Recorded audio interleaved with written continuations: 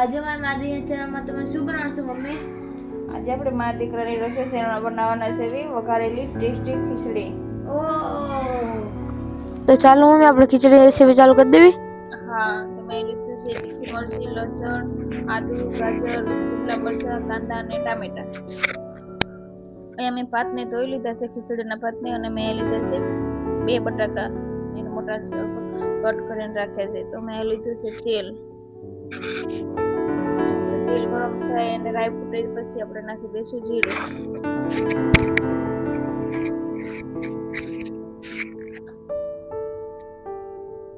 હવે આપણે રાઈ ફૂટી ગઈ છે, આપણે ઉપરથી નાખી દઈશું જીરું. હવે મેં લીધું છે આખો ગરમ મસાલો. હવે આપણે ઉપરથી નાખી દઈશું તેજપત્તા. મેં લીધા છે 3 તેજપત્તા.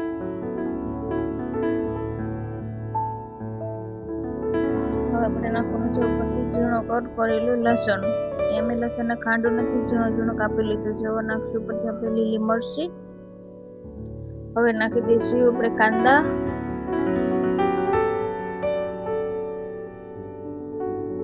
આપણે હલકો એવું સાતળી લઈશું, થોડો કલર બદલે નહીં એવો.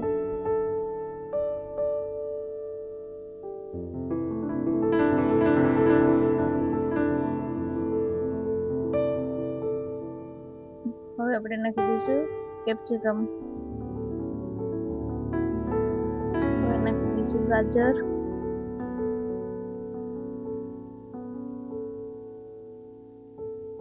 આપણે કેપ્સિકમ ને ગાજર ને પણ કાંદા નારી થોડા હલકા એવા સાતળી લેવાના છે.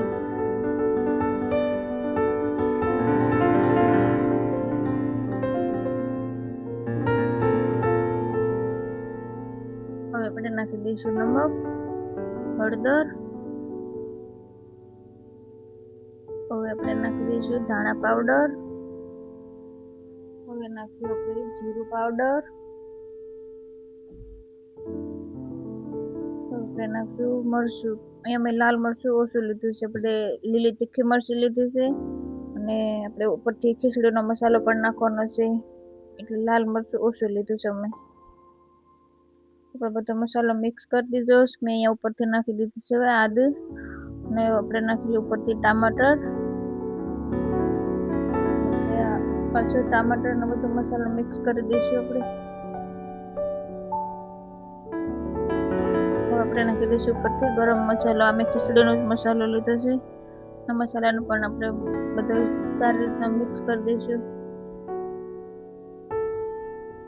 હવે આપણે ઉપરથી નાખી દઈશું. મેં અહીંયા બટાકા 2 લીધા છે, અને ખીચડીના ભાત, અને મેં પહેલા જ તે સારી રીતના ધોઈને રાખી દીધા હતા. આપણે ખીચડીના ભાતને પણ બધા મસાલા મિક્સ કરી દેવાનો છે. ગેસ આપણે અહીંયા ધીમો રાખ્યો છે અત્યારે, એના ઉપરથી નાખી દઈશું પાણી. પાણીનું આપણે ધ્યાન રાખવાનું છે, બસ ભાત ન દેખાય ઉપર એટલું આપણે પાણી રેડવાનું છે ઉપર. આ રીતના 1 ઇંચ જેટલું ઉપર પાણી રાખીશું મેં.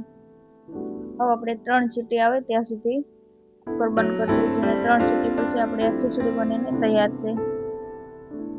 તો ચાલો મમ્મી આપણે ખીચડી બની તૈયાર થઈ ગઈ. હા, હવે આપણી ખીચડી બનીને તૈયાર થઈ ગઈ. તો ચાલો આપણે ડીશમાં સર્વ કરી લેવી. હા, અમારા મા દીકરાની ચેનલને લાઈક અને સબસ્ક્રાઇબ જરૂરથી કરી દેજો. જય માતાજી, ધન્યવાદ.